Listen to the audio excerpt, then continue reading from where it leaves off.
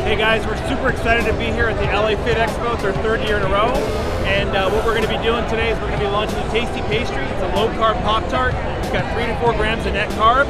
And we love this show. This is our best place to be in LA.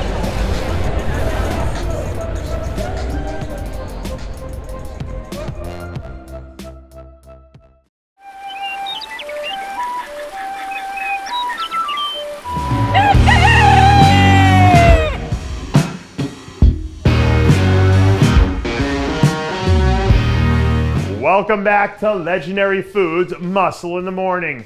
I'm Dave Palumbo, and today is Monday, January 11th, 2021. And let's find out what's going on in the world of bodybuilding and fitness.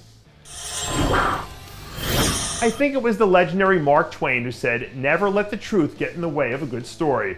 But with all due respect to one of the greatest writers in American history, sometimes with a guy like Hadi Choopan, the facts are as good as the fiction, which makes my job a lot easier, because all I have to do is tell the truth. And the truth of the matter is that Hadi's already back in the gym, and he's moving heavy weights again. And if anything, he looks even better than he did a few weeks ago.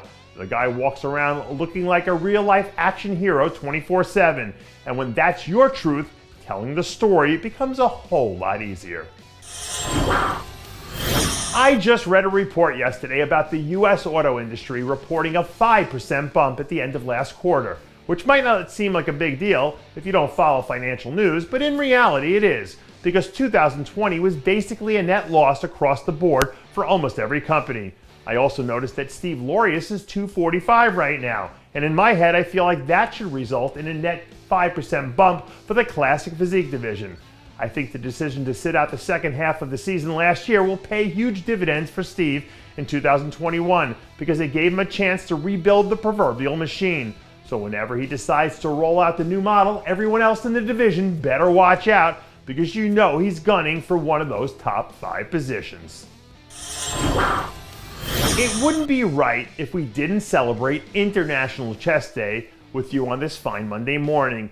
And thankfully for us, George Peterson came up clutch today with a new clip from his second chest workout of the year. As usual, George and his team haven't wasted any time sketching out their plans for the season. And so far it feels like they're right on track to pick up where they left off after the Olympia. Last year's jump to the 212 turned out to be a huge success all the way across the board.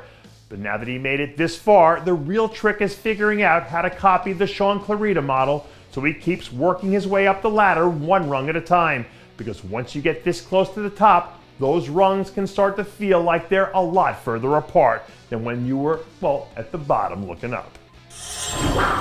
Speaking of Shaun Clarida, the newly crowned baddest man in the 212 division's been releasing a lot of behind-the-scenes footage from his Olympia prep lately, including some interesting comments about the role that Greene played in mentoring him through the process. For me, the thing that really stood out about this wasn't the fact that he was working with Kai. It's not like that was some big state secret. The thing I took from this was the parallel between Shaun working with Kai and Ramy working with DJ, because it highlights how important it is to surround yourself with the right people if you want to be successful. So all you young athletes out there should be paying attention to this. If you want to be great, start making a habit of surrounding yourself with other great people. You'll be amazed at where that can take you. And that does it for yet another edition of Muscle in the Morning. I'm Dave Palumbo, reminding you to always be true to your passions. And make sure to follow us on Facebook, Twitter, and Instagram.